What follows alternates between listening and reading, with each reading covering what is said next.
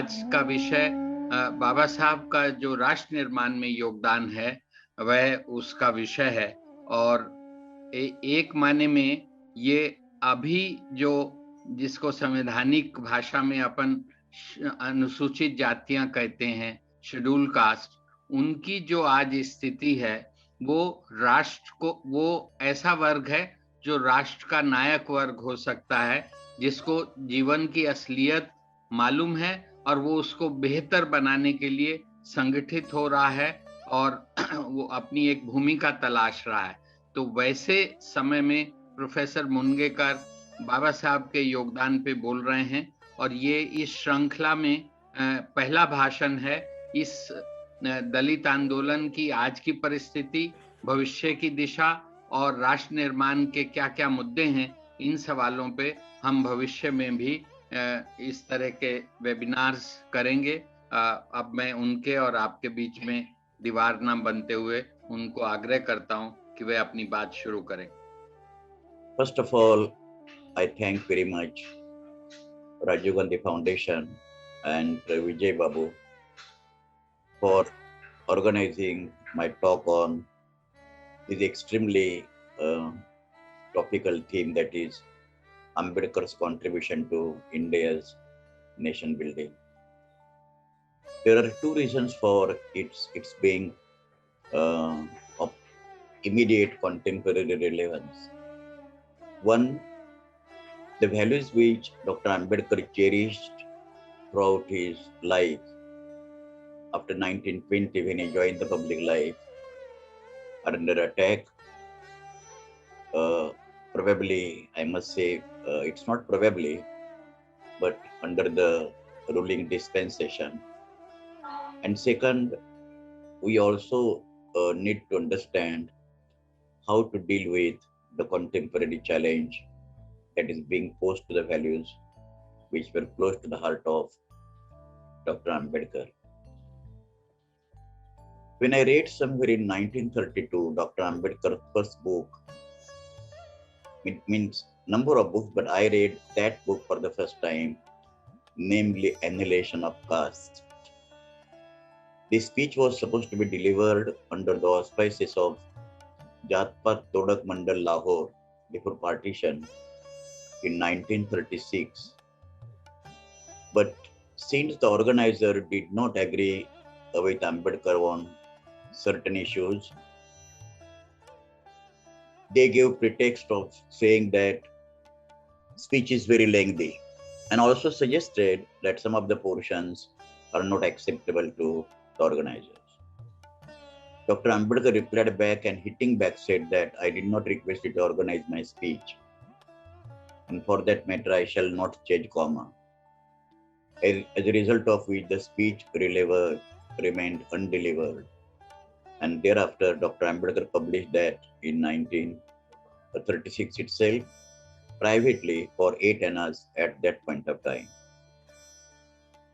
When I read that, I thought that it was just comparable to Marx's Communist Manifesto.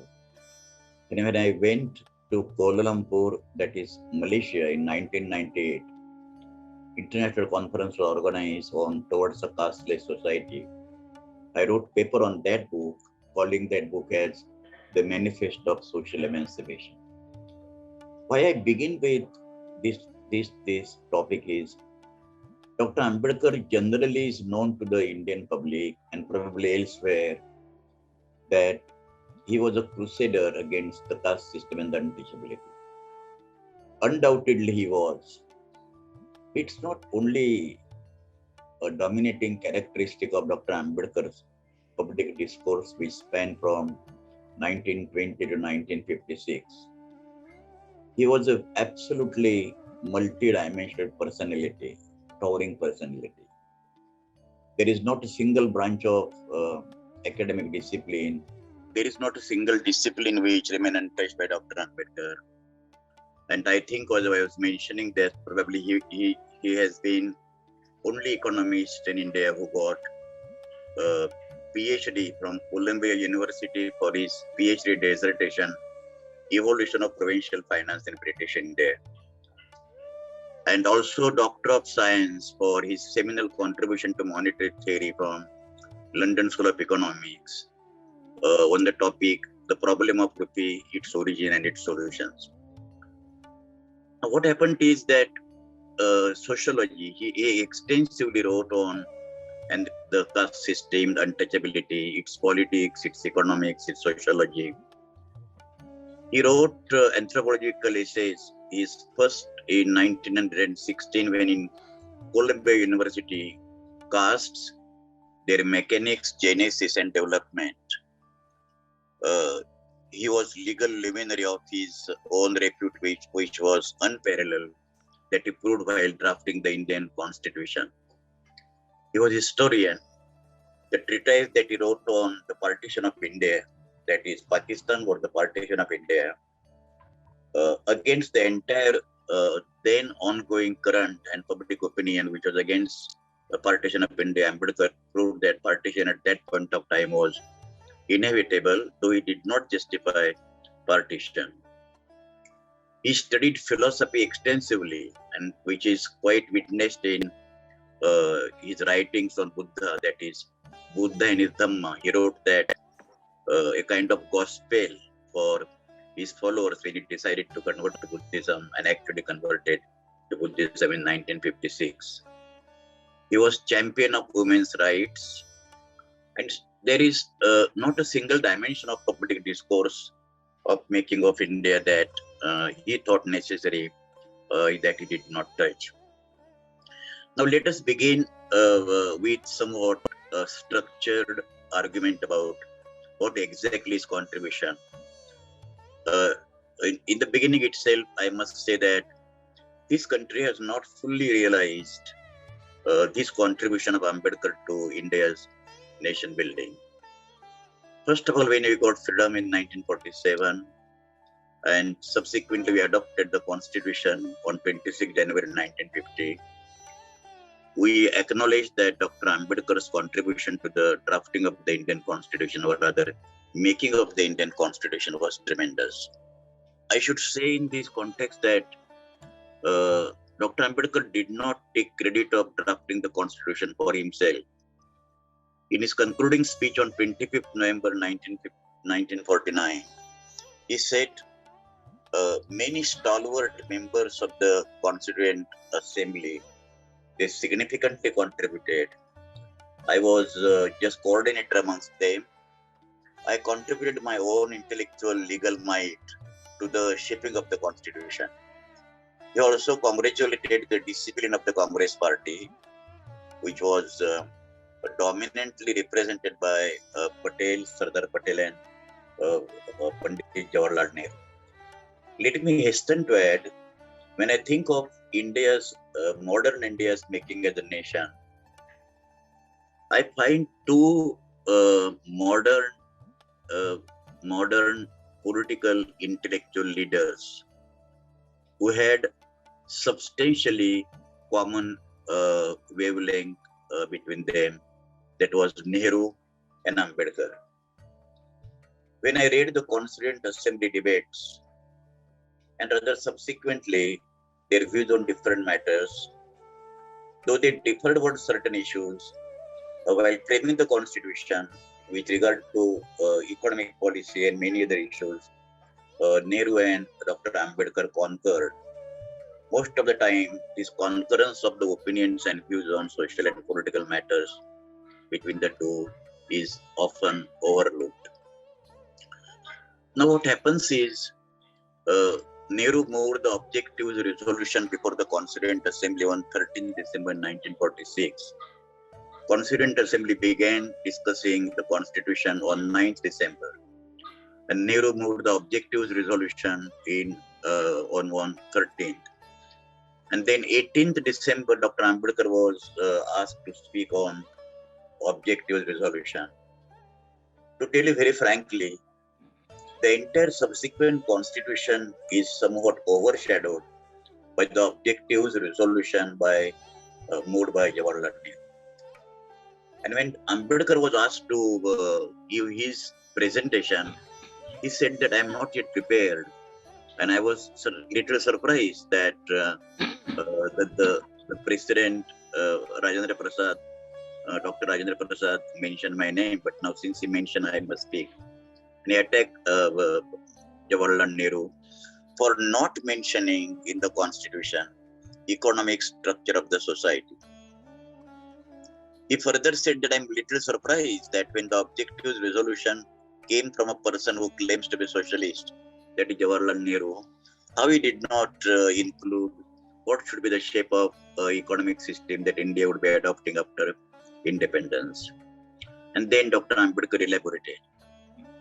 But the question was subsequently, Ambedkar said that it is not proper to include the economic structure of the society in the constitution because we should not tie the future generations to the any standard prescribed policy as an integral part of the constitution. To sum up this, Dr. Ambedkar wanted certain type of economic system which is defined as what is called state socialism. Now, state socialism is just another name for democratic socialism. Ambedkar was democrat to the core. He was Western product, came in contact with Professor John Dewey in Columbia University, and he studied several constitutions. He was absolutely clear that unless economic equality prevails, political equality such as liberty and freedom, etc., they will be of no value. He wanted economic structure to be part of the constitution because any political party which will be coming to power, if it doesn't share the socialistic principle, they may change the constitution through the majority, as it is being done today. Today it is not only majority. Today is majoritarianism. There is distinction in political science between a majority and majoritarianism. Now, that is why he wanted that economic structure should be permanent. At that point of time, though subsequently changed his view. And then if you want to make economic structure permanent, then you want to have dictatorship. But dictatorship, he always opposed. He was opposed to communism tooth and nail. Now, there are certain issues so far his views on communism and Marxism is concerned, but I would not have that much time. We shall discuss that sometime. Nehru, Ambedkar, and Marxism for that matter. Okay, what was their understanding and how it is to be re-examined in the present context, particularly after the collapse of Soviet Union and dismantling of any kind of socialism that was prevalent in China. Ambedkar wanted parliamentary democracy with socialistic principle and to avoid political dictatorship. It was the scheme which he provided in states and minority. The memorandum that is submitted to the Constituent Assembly on behalf of All India Scheduled Caste Federation that he formed in 1942. Ambedkar's economic views were absolutely crystal clear in the manifesto of Independent Labour Party that he established in 1936 and contested the first provincial election in 1937. He met Harold Lasky in London University. Day before yesterday only I was reading Harold Lasky's Grammar of Politics. I mean, he as Lasky was liberal Democrat, and he wanted certain issues to be thrashed out in the in the constitution through parliamentary means. Ambedkar clearly visualized that in a caste-ridden society where inequality based on birth and there is graded inequality, their economic system has to be socialistic. But when he said that there should be socialistic pattern of society, as Nehru mentioned in 1954, he also made it clear that there cannot be what is called centralized economy where each and every minute detail of economic planning would be decided by the state. He wanted some room for private enterprise. He wanted all key industries to be under the nation's control, nationalization. He wanted every Indian should be insured so far medical health is concerned. And then he argued that we must have a system where nobody should be deprived of medical help in the event of dire medical requirements. Ambedkar extensively dealt with the problem of Indian agriculture. In 1918, Economic Journal he wrote an article which was seminal, and that was uh, problems of small holdings in India uh, and its remedies. At that time, economists were arguing that the small size of holding in Indian agriculture is a major problem. Ambedkar differed with this and argued it's not the size of the farm which is mattering or which does matter, but the critical supply of the agricultural inputs such as fertilizers, pesticides, grid irrigation water, and other implements, etc., which are not available to the small farmer, was the biggest problem. He said that 2 acre of land with availability of all necessary agricultural inputs would be much more productive and giving sufficient livelihood to a farmer rather than having 25 acres of dry land or semi-irrigated land. I think in one of the papers which I wrote in 1991 while celebrating birth centenary of Dr. Ambedkar, I had mentioned that in a way, Dr. Ambedkar has visualized the oncoming of Green Revolution in Indian agriculture in 1971. Because 1971, the technology which we developed in agriculture was neutral to size, in the sense that the small farmer with 2 acres or 3 acres, if he is provided with necessary agricultural inputs, he also could be able to maintain his family. This was Ambedkar's foresight. Again, important problem that even at that point of time, Ambedkar argued that Indian agriculture is overburdened with surplus labor. Today we find that in 1951, agriculture share in the GDP was 51%, and the depending population on agriculture was to the extent of 71%. Today, agriculture share has declined to 12% barely, and the labor force in Indian agriculture is around 55%. This means this uneven ratio is the major reason for a concentration of poverty in rural India. Yes, Arthur Lewis, who later got the Nobel Prize in economics for his economic growth, which is seminal contribution, which is called two-sector model, which and then even before that in 1953 or 54, American economist Ragnar Nurks argued that there is disguised unemployment in the sense that if surplus labor is taken out of agriculture production and productivity will not be adversely affected. Ambedkar did not give the theory of surplus labor, but what Nurse called disguised unemployment, Ambedkar called superfluous employment. In the same that, suppose 5 persons are working on a farm and they are producing X unit of output.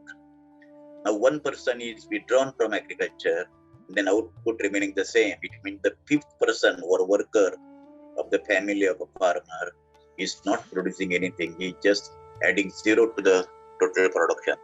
That was the disguised unemployment. It means so many concepts in economics, Dr. Ambedkar argued. The point was that the mission with which Ambedkar was working, he did not get sufficient time to put his arguments in theoretical formulations. But then when I read for the first time, because I was studying economics for BA, and at that time, problems of capital formation in underdeveloped economy was considered as the Bible, and disguised unemployment was the celebrated concept. That's why Ambedkar was dealing with agriculture.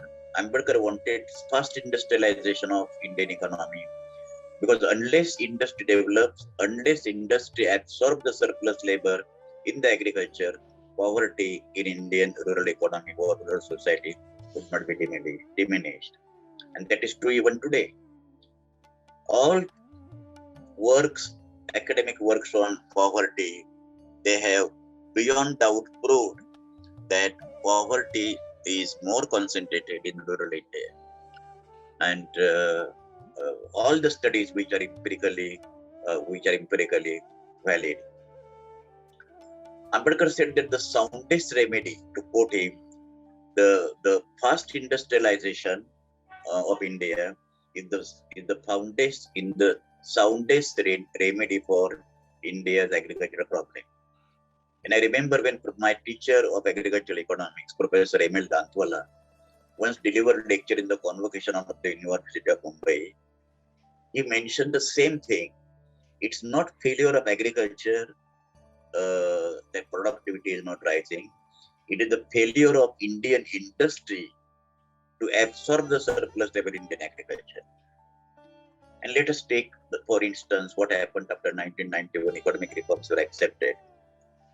Regretfully, the entire economic reforms after 1991, they were based on industry as the engine of economic growth. There were hardly any reforms in Indian agriculture. And it's not only industry, it is capital intensive industries, it is big industries, it is strategic industries. I can't be naive to underestimate the importance of strategic industries. They have to be there. Nehru was criticized that he neglected agriculture and gave more importance to industry. I don't accept that argument, because no newly born nation after Second World War could guarantee or assure national defense without establishing heavy industries. That's why it was not that heavy industries were given importance to wrong, because resources were scarce.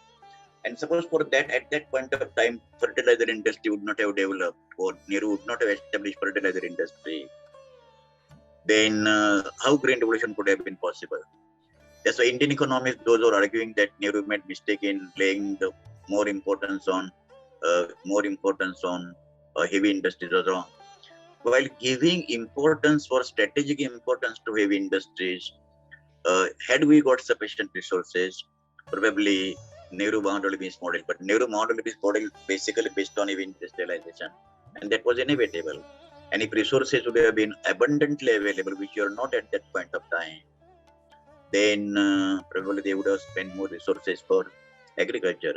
What went wrong with economic reforms in 1991 was agriculture remained neglected in the policy framework making of the government of India, including that of the Planning Commission, where I served for 5 years. That's why agriculture, industry, minimum wages to the workers. Let me come immediately after his economic solution, which broadly could be considered as democratic socialism. And Nehru's democratic socialism and Ambedkar's democratic socialism, there is no fundamental difference at all.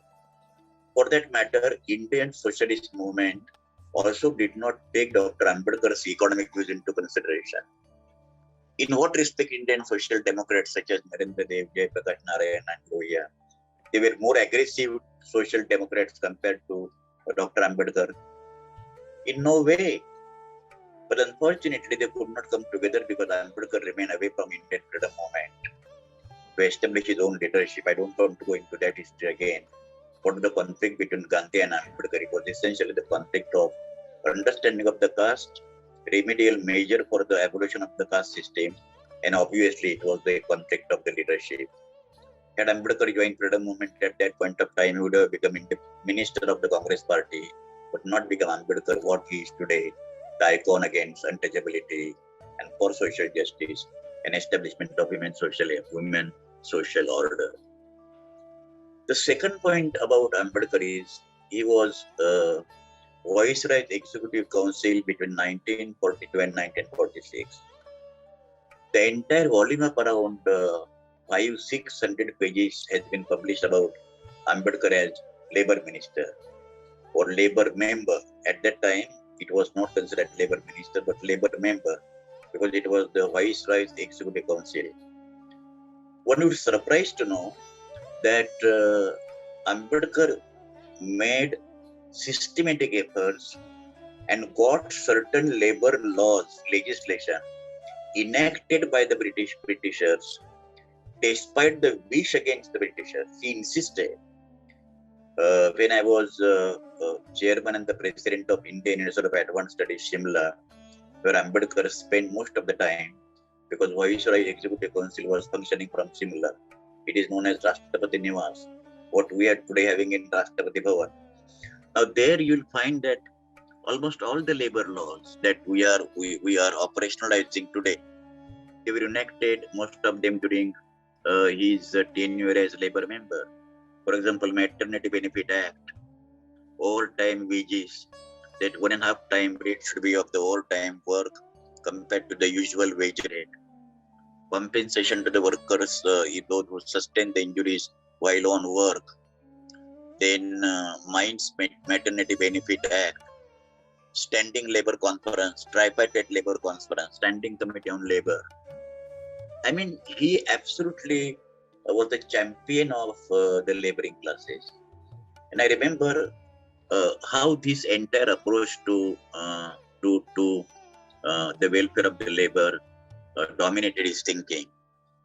In 1932, when he was addressing an annual conference of the GIP railway workers, Ambedkar began by saying that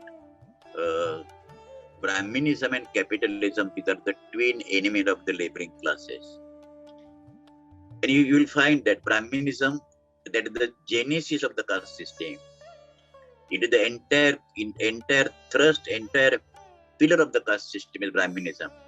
And by Brahminism, Dr. Ambedkar did not mean those who are born in a Brahmin caste, for that matter. He immediately said that I must hasten to add, by Brahminism, I don't mean Brahmin by caste. It's an attitude. It's an attitude of concentration of political, economic, and social power. It's an attitude that we are superior to others. And you know, the entire historical debate, how Aryans dominated the Dravidian culture and those who came from outside. And now they claim the descendants of Aryans supposed to be now claiming that they are the original natives of India, which is far away from truth. All historians, including Romila Thapar, they have proved that those who consider that the descendants of the Aryans must not forget that Aryans were invaders in this country.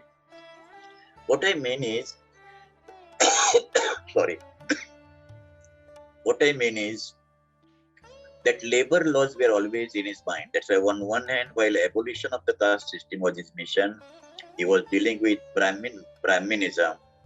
And while dealing with the evils of the capitalist system, he was dealing with the welfare schemes and programs for the laboring classes in the country. Ambedkar also wanted equal work, equal remuneration for equal work, which he brought in the Indian Constitution.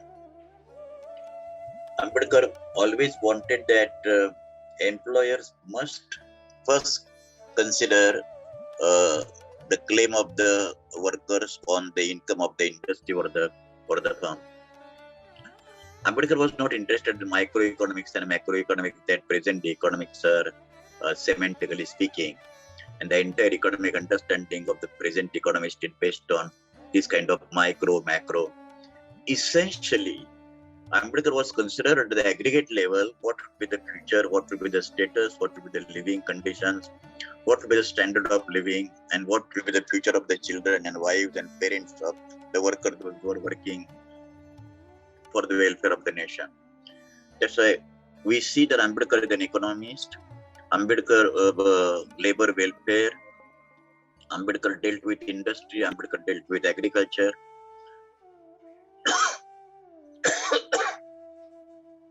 Another important thing, social dimension, because these were the pioneering ingredients of India's nation building. And then let us come to the making of the Indian Constitution, which hardly I need to emphasize.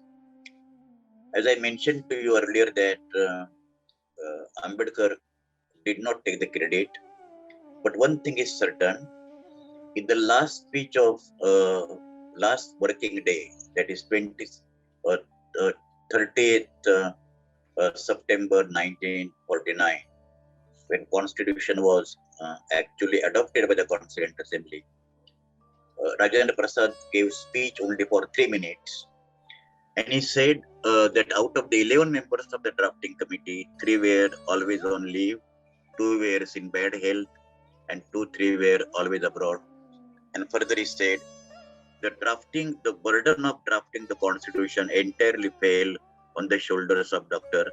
Ambedkar. It is for this reason Dr. Ambedkar is considered as the principal architect of the Indian Constitution.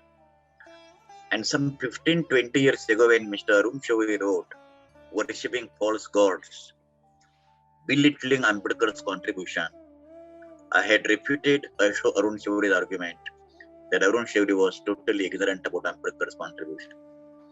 His contention was that Ambedkar just amalgamated the things and compiled the things. Ambedkar himself said that Indian constitution hardly there is anything new other than the provisions of the Government of India Act 1935. And had Britishers not ruled India, perhaps Indian constitution would have been totally different. Because since 1909, Morley into reforms, 1919 Montagu-Chelmsford reforms, then Cabinet Mission Plan, then Cripps Mission, then Government of India 1935, on the basis of which center-state relations were defined, federal finance came into existence. All these things, it was the process of making up the Indian Constitution. But then, after taking into this entire raw material to produce a final best possible product, it was Dr. Ambedkar's contribution. I think if somebody asks me what is the basic one single feature of the Indian Constitution is considered, many of you here present are experts in history, constitution, constitutional law. It's okay, democracy, parliamentary democracy, which is more suitable to the conditions of India because of our diverse society, which is now the principle of diversity is heavily under attack. And then we are basically living in the presidential form of government, which is more akin to concentration of power like presidential system. Ambedkar raised the issue whether you're responsible government, whether you're accountable government. Okay, but let us not go into those finer details at this point of time. The question is, secularism, of course, is the outcome of the Indian freedom movement. Equality never was there in India, known history for last 2,000 or 2,500 years. The defining characteristic of Indian Constitution is adult suffrage. Right to vote to every individual, independent of caste, language, race, economic status, culture, gender, color, and so on. If we take survey of last 400 years of the functioning of the democracies in the world, including that of Britain, not a single country except India gave adult suffrage right to adults above the age of 21, now it is 18, right to vote just with one stroke of pen, including India, including Britain, which is considered as mother of democracy. And that was the greatest achievement. The greatest achievement.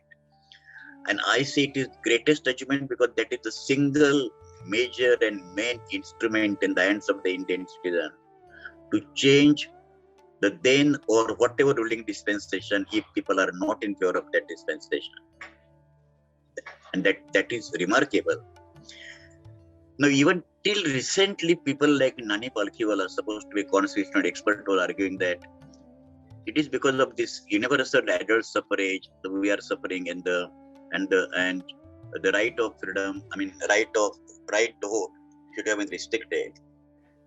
And I think in the constitutional debates itself, this issue was there.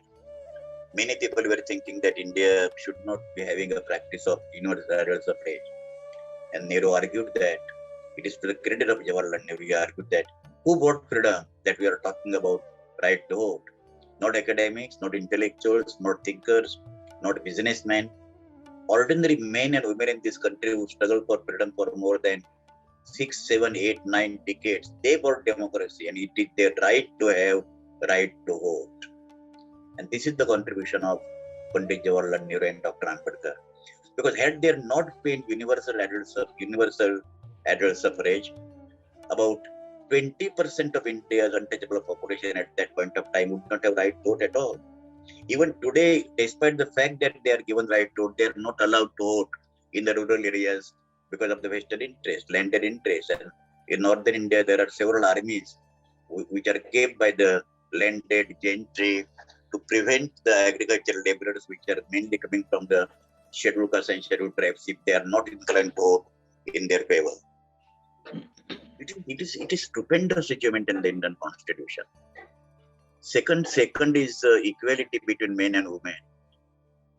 I mean, it is something stupendous when I see uh, Indian women's economic empowerment, social empowerment. It is just a miracle. In 1951, rate of literacy was 11%, and many people were absolutely having apprehensions about whether India would be giving for gamble of democracy, and we succeeded in democracy. Now, what are the challenge before democracy? After 2014, I shall be quickly coming, and that will be the last part of my presentation. We shall have some clarifications, some explanations, and even some disagreements on any of the issues which I am now mentioning, because in fact for today's lecture only I came from Nasik yesterday, and 2:30 I reached, and today 6 o'clock I went to Chaitya because I wanted to receive governor and ministers, because I was chairman of the committee, those who are visiting the Chaitya. What I mean is that women Hindu code bill that giving equal civil and economic rights to women along with men, particularly right to inheritance in the property of the parents.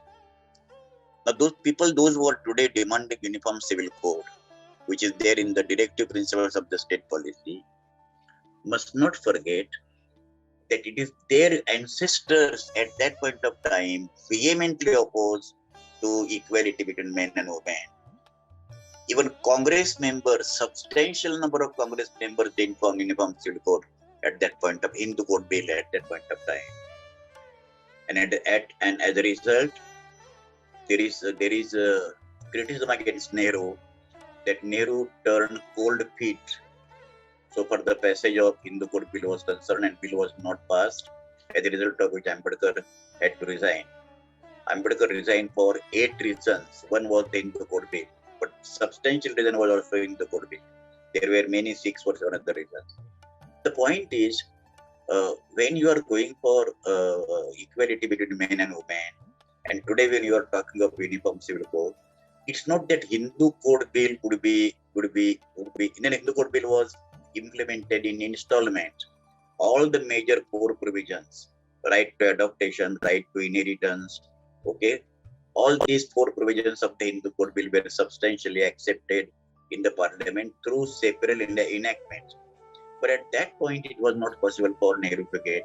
He made all sincere efforts, but always radicals and leftists are why Nehru did not resign at that point of time. But how many issues Nehru would have resigned? Hindu code bill would have resigned. Socialism was not brought, that was he would have resigned. Linguistics, he was having reservation, he should have resigned. And despite the fact that India was privileged to have Jawaharlal Nehru as the first Prime Minister, despite communist and socialist critics of Nehru's policies, and to some extent I share that criticism, I am of the firm opinion India was privileged to have Jawaharlal Nehru as the first Prime Minister of India at the age of 58. Despite the foundation of the sovereign democratic republic, what attempts Nehru made, today what we are witnessing and what we are experiencing, what would have happened if Nehru would have remained out of power in 1947, 1950 itself? So that's why let's be dispassionate. What I mean that he was champion, Ambedkar was champion of equality between men and women, and Hindu code bill was a manifesto of the social emancipation of women. But regretfully, many members within the Congress party and entire what is called non-progressive reactionary sections of the Hindu society, they were opposed to Hindu code bill, lock, stock and barrel. And then subsequently I mentioned this Hindu code bill was passed in installments. But then I find the other day I was reading National Chameleon Health Survey.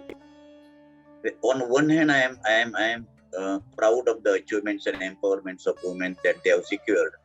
It's not that men in this country they have given their surrender their power. Women emerge as a separate social and political force, and they acquired those powers. Okay, But I was surprised when the question was asked that do you justify husband beating their wives? Today only I deliver one lecture in the morning around 11 o'clock on Ambedkar. I was surprised. I was aghast to know that more women than men are justifying husbands' rights to beat their wives. What we have done during last 75 years when we are celebrating our 75 years of freedom. This is internalization. This is exactly happening with respect to caste system. Means women have imbibed that insubordination of theirs to the men. And unless that internalization is thought tooth and nail, lock, stock and barrel, it would not be possible for having equality between men and women. And lastly, of course, the Indian Constitution, we need not go because we are all aware of its principles and what efforts are being to which I am coming very shortly. The last point is Dr. Ambedkar, of course, caste system, crusader, is conflict with Gandhi. And let me tell you very frankly, because many of you, since it is Rajiv Gandhi Foundation platform, many of you would be having deep understanding of Gandhi as well as Ambedkar and Nehru. A question is raised about what is your opinion about Gandhi Ambedkar conflict? And people generally, in order to escape straightforward answer, they say that Ambedkar was right in his own way and Gandhi was right in his own way. This is absolutely wrong. Historically, logically, philosophically, and even politically. Now, I am right in my own way, and you are right in your own way, and there is a contradiction. In that contradiction, you are right in your own way. It is absolutely meaningless. Let us share the truth, having tremendous respect for Mahatma Gandhi, for everything that he has done for the Indian nation, Indian freedom movement, and world at large. Satyagraha he developed, ahimsa, non-violence, he borrowed from Buddha, but used it as political weapon and as a matter of his principle and cardinal principle of his life.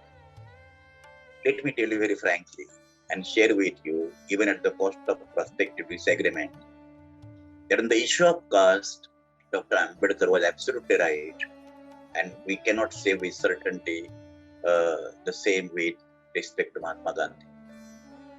I am planning a book, I don't want to mention right now, towards understanding Gandhi-Ambedkar conflict.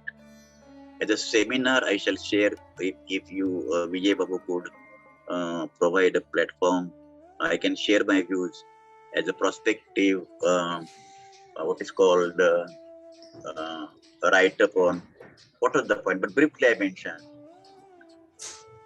why Gandhi did not support 1927 Mahad Satyagraha, which Ambedkar began his movement for right to drink the water of that tank at Mahad in Maharashtra. Why Gandhiji did not support Temple Satyagraha in 1930 in Nasik, Karam Temple Satyagraha, 1931 Parvati Satyagraha. And you know what?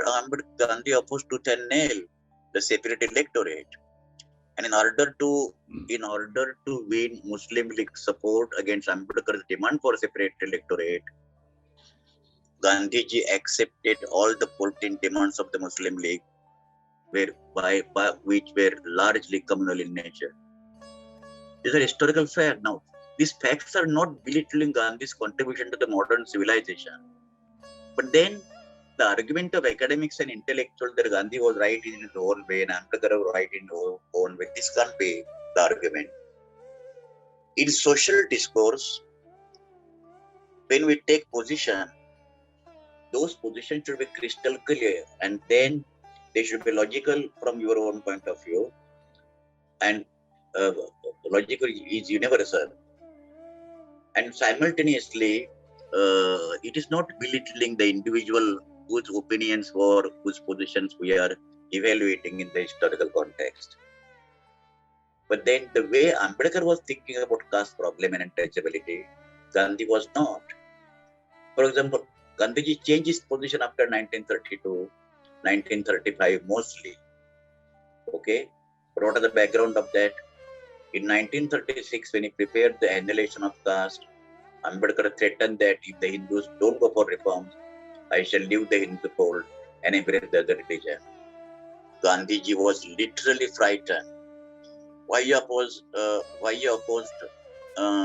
separate electorate to Muslims, despite the fact that Muslims were given separate electorate in 1916 Lucknow Pact under the auspices of Lokmanya Bal Gangadhar Tilak.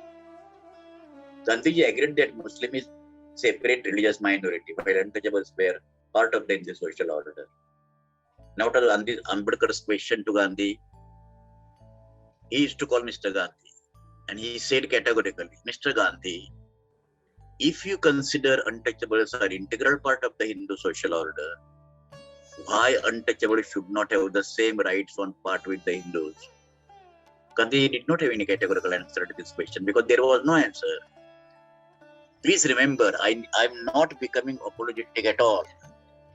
As I am Ambedkarite, as I am Marxist to some extent, I am also Gandhian. But the question about their relative positions on the caste issue, let us keep the historical record very straight. In India, what happens is somebody takes a position and contradicts a position which big man or great man, Ambedkar has defined great man and big man differently in Ranade, Gandhi and Jinnah. We immediately conclude that he is anti-X, anti-Y. This is absolutely a disgraceful way of critical evaluation or critical inquiry to historical discourse. Now, what are the challenges before Ambedkar values that Ambedkar's contribution so significant? Equality, liberty, fraternity, and he said that they are three linked together. Then he accepted Buddhism, which is considered today by most of the Hindus or almost all the Hindus that Buddhism is the religion of the untouchables. See, what is hypocrisy of the Indian society? India is known only for that it is land of Buddha.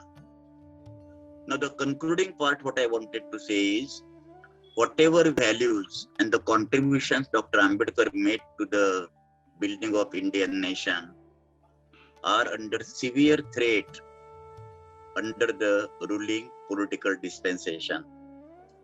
We are going away from democracy. All democratic institutions which were built up during last 75 years or 70 years, they have been attacked. Secularism or principle of diversity is threatened.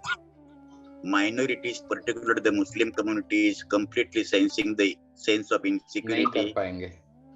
And these that's why and then, as I mentioned earlier and in the parliament also when I was member, today practically we are living in neo-fascist state. All you understand what neo-fascism is. Violence is the order of the day. Insensitivity of the ruling classes is at the top. 700 farmers died during the course of their agitation. The Prime Minister did not feel it necessary to even say that I am very sorry for whatever violence. Minorities are targeted. Economic inequality is growing. 1% people control 54% income and 75% of wealth.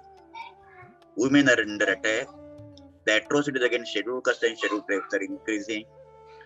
And the non-issues, at the cost of the issues such as unemployment, declining economy, growing economic inequality, urban-rural divide, educated unemployment, rising cost of living, all these real issues that people are confronting, they are put permanently to the background, on the back burner, and people are indoctrinated that one individual is born politically in 2014 and he will save the country. This precisely happened during the days of Mussolini in Italy and Hitler's Germany. That entire power is concentrated in the hands of one person, and he will decide the future of the country. We are moving towards the end of democracy. That's when we are commemorating Dr. Ambedkar's 65th death anniversary, we call it Mahaparinirbhan. It is challenge to those saviors and protectors and defenders of democratic values to fight tooth and nail, lock, stock and barrel against the present ruling neo-fascist dispensation. Thank you very much. Thank you, Professor Mungekar. Professor Mungekar, it won't be practical to have detailed counter view on everything because you have covered such a wide canvas, especially the last but one issue, Gandhi-Ambedkar conflict.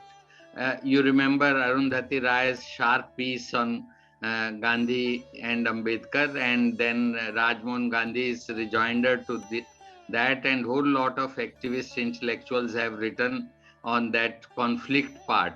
So maybe as you propose and you have offered to speak, to do justice to that debate, we should have another meeting. Other than that issue, we can discuss other topics which you have covered.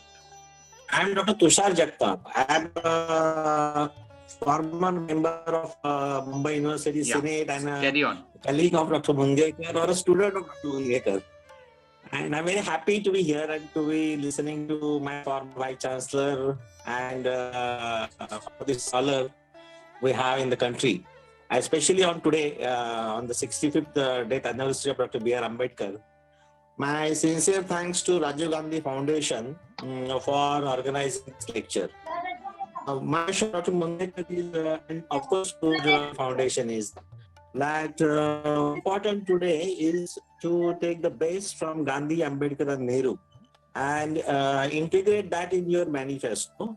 And at the same time, you have to think about the disruptions which is caused by cryptocurrencies, economic disruptions, technological disturbance, and even the scientific innovations which is going on. So how do Dr. Ambedkar especially is relevant in today's modern disruptive or advancing world? Thank you. And first of all, of course, you raise. I mean, I'm very happy that you are present because I had sent the invitation to you and you were kind enough to attend. But only one simple thing, let me tell you, just in brief. This cryptocurrency, according to me, is a fraud, and that will create many problems for the country at this stage if we go for cryptocurrency. There were a number of articles, including Subbarao, who was former governor of Reserve Bank of India, finance secretary. It is not currency. Crypto cannot be legal tender currency in India. China has banned that. I do not know why Indian government is accepting crypto as even as a form of asset. It is considered as a form of asset. But then we cannot, Dr. Jagtap, discuss at length. But one thing, let me tell you, that cryptocurrency would be cheating the people, cheating the nation, helping the people to hold their black money, avoid the taxation, and it will be so volatile. It will create absolutely ripples, not only ripples, tides, upheavals in the Indian economic system. Reserve Bank of India governor also have the same opinion. Many economists are of the same opinion that, see, in India, where you are having 25-30% below poverty line even now, and the poverty line is so crudely defined, it's not scientific poverty line, it is just approximation. Where is the question of having cryptocurrency and not even as currency, not even as an asset? Because today, you know, let us say the simple thing. Today, real economy is down. During the last 6-7 years, that's how we are comparing performance of the Indian economy on quarterly basis, on monthly basis. This month is better than the previous month. Like this shows that our vulnerability. Now, under these conditions, the stock exchange market is national stock index is 60,000. It means it is just stock. What is stock exchange? It is just gamble. It is just a lottery system in modern. That's why Ambedkar would have opposed all these kinds of mechanics and so-called innovations under the pretext of innovation, but creating disaster for the country. Ambedkar would not have accepted anything for that matter. Is only one test for the social policy or economic policy or political policy, where Bahujan Hitaya, Bahujan Sukhaya. That is the maximum welfare of the maximum number of people. In fact, welfare of all the people at all the time. But if it is not, then Bahujan Hitaya, Bahujan Sukhaya. That's why this crypto and all other fraudulent issues that the government is bringing or thinking somewhat favorably. Government will never accept crypto as currency in this country. But even then, I am of the opinion that even partially crypto should not be accepted in this country, whatever my knowledge is, crypto is concerned. Thank you, sir. Thank you very much. Thank you. Any other question? I am Dr. Ravnath Sonone, sir. Okay, please. Actually, you mentioned, sir, this Arundhati Roy's son, the doctor, and the book, and that Arun Shouris. These two books are much differences according to me. Actually, the Arundhati Roy is an academician, and this person, Shouris, Arun Shouris, is actually RS activist. And when Arundhati shown how Mahatma disguised Indian marginal people, and Shouris shown why Ambedkar has given much weightage to other contemporary leader. According to me, sir, actually we are reader in two books. That's but actually I want to ask you, the here is today is Dr. Babasaheb Ambedkar's Mahanirvan Day and his work for nation building.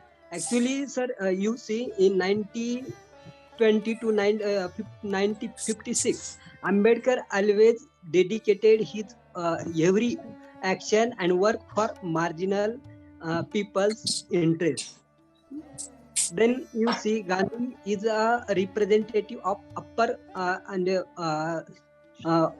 natural resources people's leader.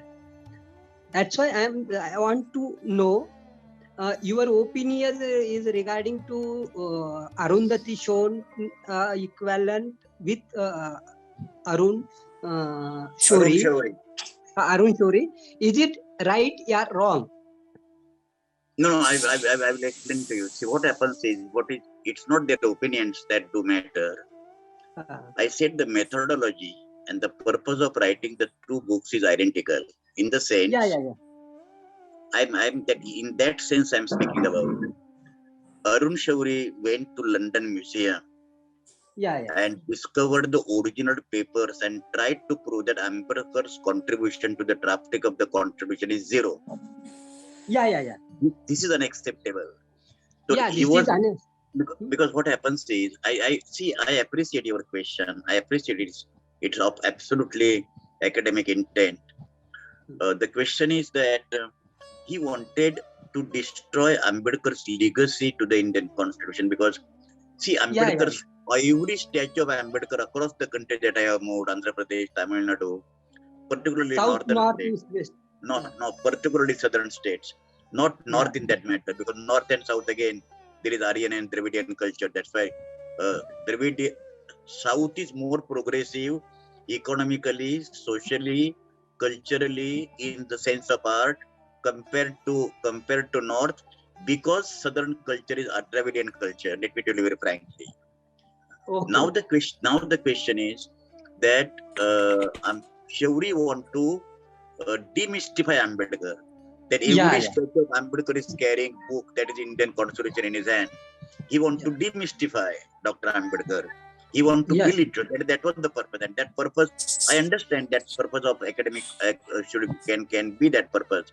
But nobody would dispute Ambedkar's argument. When Rajendra Prasad presided over 2.5 years all the sessions of the Constituent Assembly, Sardar Patel, out of 11 committees, Sardar Patel was chairman of as many as 4 or 5 committees alone. Nehru's objective resolution. I mean, when Rajendra Prasad himself, the top preliminary, he also was the top ranking man so far law is concerned. Okay, my point is, in that sense, Arun Chaudhry's purpose was absolutely prejudiced, and for that matter, he produced that in her book that she argued. Okay, that is see, what was Gandhi's perspective? I disagree with Vijay Pratap just mentioned about it. Ambedkar wanted rights of Dalits as rights, Yes, as a separate political and social minority. Gandhiji yeah, was denying that untouchables are integral part of Hindu social order, and if separate electorate are granted, that they will be permanently detached and alienated from the Hindu social order. It was Gandhi's worry. Freedom movement today have been already under stress. But the question is, Gandhiji's approach, however paternalistic, however humanistic, and absolutely somewhat unscientific, I would say. Unscientific would say that where earthquake took place because of the sin of untouchability. It was absolutely unscientific. But still, as Gandhiji was operated at the moral level, what is Gandhi's contribution to modern civilization? Moral values. Gandhi did not deal with the practical logistics and dynamics of running the modern nation. He gave the world the gift of modern values which are necessary for the living society. And that's why ahimsa, satya, etc., etc. Gandhi's relevance does remain as a major force because he was appealing to the conscience of the upper caste.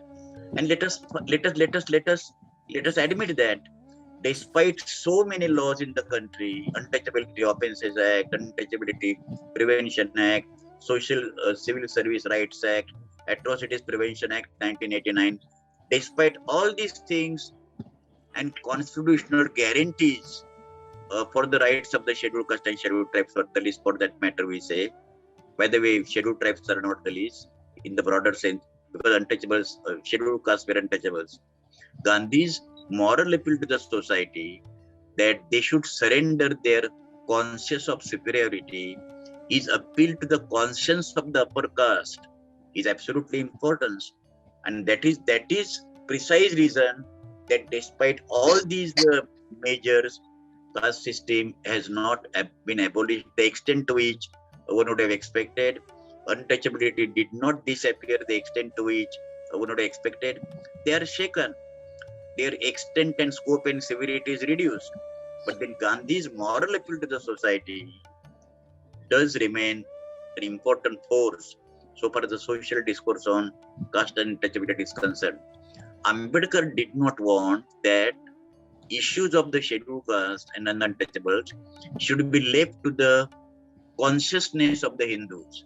He did not want charitable attitude of the Hindus. He wanted the problem to be solved on the razor of the sword. Yes, here and now. If you say untouchable is part of the Hindu society, then why you are not giving equal rights? That is the question. That's why I fully appreciate that this question, as Vijay Pratap just now mentioning, we have thorough discussion. But Arundhati Roy, while disagreeing with Gandhi, has gone to the other extreme, according to me, other extreme. This is my viewpoint. Okay. Unfortunately, I did not have opportunity to discuss with her personally. I wanted to, in fact, I was thinking to write critique of at that time. But then I think even Ambedkar disagreed with Gandhi because Gandhi's attitude towards untouchability in caste was unscientific. Let me give one simple illustration because I think that needs to be brought into consideration. And if you have noticed, then it would be better. University of Arizona Press has published a book, Untouchables in Contemporary India. It is published by Michael Maher. Unfortunately, the spelling is M-A-H-A-R, but that is not Mahar community in India. Okay, it is Michael Maher. In that, there is one paragraph which I am using for my explanation. 20th September 1932, Gandhiji went for his epic fast in Eroda jail, and the whole country was in turmoil. And Ambedkar was under tremendous duress and pressure and stress because on one hand, safeguarding untouchables' rights, and on the other hand, saving the life of Mahatma Gandhi. He was in total dilemma. 21st September, next day, Ambedkar wrote letter to P. N. Rajboj. Very few Indians, including scholars, including Arundhati Roy, have taken note of that. 21st September 1932, Ambedkar wrote letter to P. N. Rajboj, the secretary. Okay, and what he mentioned, and I quote, that my differences with Gandhi on the problem of the caste and untouchability notwithstanding, I must tell you that it is for the first time in the Indian modern history, it is only Gandhiji who brought the issue of caste and untouchability to the surface, an integral part of the social and political discourse of India. This is Gandhiji's contribution. Arundhati Roy has gone to the other extreme. Some of her points are extremely valid, but demystification of Gandhi, because what happens is, when Untouchability Abolition Act was passed in the parliament, people said, Mahatma Gandhi Jai, Mahatma Gandhi ki Jai. O.N. Lynch has written the article, who was teaching in Columbia University, that Ambedkar fought tooth and nail against the caste system and untouchability. And the Congress members of parliament were saying, Mahatma Gandhi ki Jai. They never said Ambedkar ki Jai, because Ambedkar was away from the Indian freedom movement. Now that is good or right, or that is different thing.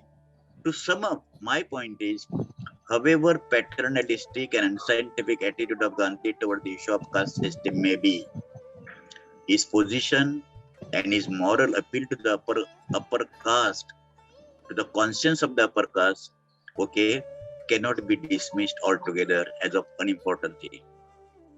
Hi, sir. Good evening. Good evening, people out here. Sir, I have one question. Like, caste system, sir होना चाहिए नहीं होना चाहिए? अभी हम 21st century में है अभी, तो हम देखते हैं कि we are youth of India, so it is like unfair for us. और कुछ कास्ट सिस्टम है, जैसे कुछ हम यूपीएससी के एग्जाम लिखने जाए तो उनमें रैंकिंग अलग अलग होती है सब कास्ट के लिए, तो मुझे लगता है कि वो सीट उसको भी मिलनी चाहिए जो और डिजर्विंग है। How do you judge who is deserving and who is not deserving? See, the question is, you know that education is now becoming highly privatized. Okay, now let us take case of my one grandchild. He is of 4.5 years age. Okay, and his parents are paying 1 lakh rupees fees per annum for his school. Not even school. He's not even in junior KG. Okay. Now, whatever is facilities, privileges that which are accessible to him, and landless laborer's son or daughter in Mongir district of Bihar. Suppose that my grandchild after 10, 15, 20 years is more deserving compared to the landless laborer's son or daughter in Bhagalpur district of Bihar or Mongir district in Bihar. Can we say that my grandson is more deserving? The question is, your question is, I understand. Why merit? Ultimately, you are talking of merit. And those who are non-meritorious, they are getting a benefit which would have been accruing to the so-called meritorious. But please remember, merit is a social construct. Okay, now merit is a social. It's not inborn, in the sense that all rural people will be illiterate. Ignorant. Is it true? And all urban people, they are literate. They are elite. They are understanding. They are having vision. 30% middle class of the country is becoming and behaving in a fraudulent manner. The constitution and democracy is safeguarded by the people, those who don't know the constitution. Out of 543 members of parliament, how many are Congress? Convent children of their parents, those who join the parliament. Okay, except few individual members today in our parliament, say Rajya Sabha, Lok Sabha. Let us take the case of scientists. Let us take the case of artists. Let us take the case of merit is basically the dubious concept in unequal society. You can't have the same standard. See, my position is as follows. Okay, we can differ, but my position is as follows, which I keeping for your consideration. IAS officer's child, okay, his or her merit compared to the merit, and merit ultimately means what? Percentage of marks. Okay, that is the merit. Ultimately, the objective indicator of merit in the Indian context is the number of marks that the child is getting for his or her examination. What is the source of those marks? My son was going to a college where college adjusted their own timetable to the timetable of the private class where he was going. He got in one paper 99.5% marks because in the class he was going, the class was teaching how much to write, what to write, sequence and integration for even scoring 0.5% marks. Unlike college, okay, where professors were not coming, they are not regular, etc. They adjusted. Now, what is the contribution of those colleges so far the marks obtained by the student are concerned? When college is compelled to adjust their timetable for the students going to the private class and make their timetable convenient for them to enable to attend the classes. See, that's why I understand the problem of the people, those who are getting. The same thing happened when we want to pay government 27% reservation for OBCs in higher education institutions and the upper caste students in AIMS, All India Institute of Medical Sciences, Delhi University, they came to the streets and they started bush polishing, shoe polishing. See the attitude. What is that attitude? The attitude was if the OBC's children they are getting medical seats, then the job of shoe polishing that they were earlier doing, that we shall do. I mean, that is inferior job.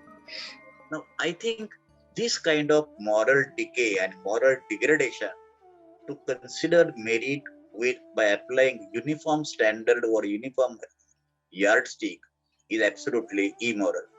I will simply tell you, following Aristotle and Plato, that in any society, treating equals unequally is as dangerous and as unethical as treating unequally equal.